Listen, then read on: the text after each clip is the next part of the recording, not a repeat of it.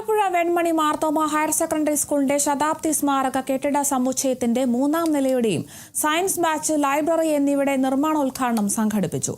മാർത്തോമ സഭ ചെങ്ങന്നൂർ മാവേലിക്കര ഭദ്രാസനാധിപൻ ഡോക്ടർ യുയാക്കി മാർ കുറിലോസ് സബ്വഗ്രൻ മെൽത്താപൊലിത്ത കെട്ടിടോദ്ഘാടനം നിർവഹിച്ചു. പുതുതായി ആരംഭിക്കുന്ന കമ്പ്യൂട്ടർ സയൻസ് ബാച്ചിന്റെ ഉദ്ഘാടനം ഫിഷറീസ് സാംസ്കാരിക വകുപ്പ് മന്ത്രിയും പൂർവ്വ വിദ്യാർത്ഥിയുമായ സജി ചെറിയാനും ലൈബ്രറിയുടെ സമർപ്പണം മുൻ ഗോവ ഗവർണർ അഡ്വക്കേറ്റ് PS ശ്രീധരൻപിള്ളയും നിർവഹിച്ചു.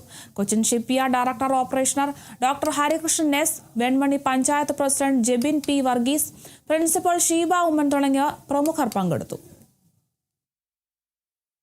അങ്ങനെയുള്ള ഒരു MLA, മന്ത്രി, MP എങ്ങനെ ആത്യന്തികമായി ജനങ്ങളെക്കാൾ സുപ്രീമാകും? ആ സൂപ്രമസി ഗവർണറായപ്പോൾ ഗവർണർ സാധാരണ കുറേ ചിട്ടവട്ടങ്ങളുണ്ട്, അത് ലംഘിക്കാൻ പാടില്ല. പ്രോട്ടോക്കോളിൻ്റെ ഭാഗമാണ്. എന്ത് പ്രോട്ടോക്കോളാണ് വലുത്?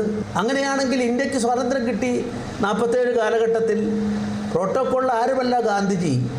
ഇപ്പോൾ പ്രോട്ടോക്കോളിൻ്റെ നിയമം അനുസരിച്ച് ഒരിക്കലും പ്രോട്ടോക്കോളിൽ ഒന്നാമൻ അങ്ങോട്ട് പോയി പ്രോട്ടോക്കോൾ ഇല്ലാത്ത ഒരാളെ കാണാൻ പാടില്ല.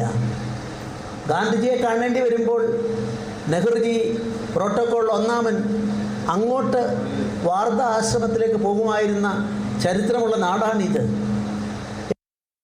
തലങ്ങളിലേക്ക് ഓരോരുത്തരെ ഉയരുമ്പോഴാണ് നാടിന് പ്രയോജനകരമായ കാര്യങ്ങൾ ഉണ്ടാകുന്നത്. അപ്പോൾ അദ്ദേഹം പോയ സ്ഥാനം മഹത്തായ സ്ഥാനമാണ്. ആ സ്ഥാനത്തിരുന്നുകൊണ്ട് അദ്ദേഹം പഠിച്ച വിദ്യാലയത്തെ കരുതി എന്നത് ഏറ്റവും അഭിനന്ദനാർഹമായ കാര്യമാണ്. സ്കൂളിൻ്റെ മാനേജ്മെൻറ്റ് സമീപിച്ച പല കാര്യങ്ങളിലും നമുക്ക് സഹായിക്കാൻ കഴിഞ്ഞിട്ടുണ്ട്.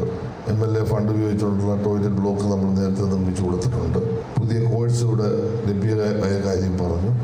ഇനിയും ഇതിൻ്റെ നിർമ്മാണത്തിന് എൻ്റെ കഴിവിൻ്റെ പരമാവധി സഹായം ചെയ്യാമെന്ന് ഞാൻ പറഞ്ഞിട്ടുണ്ട്.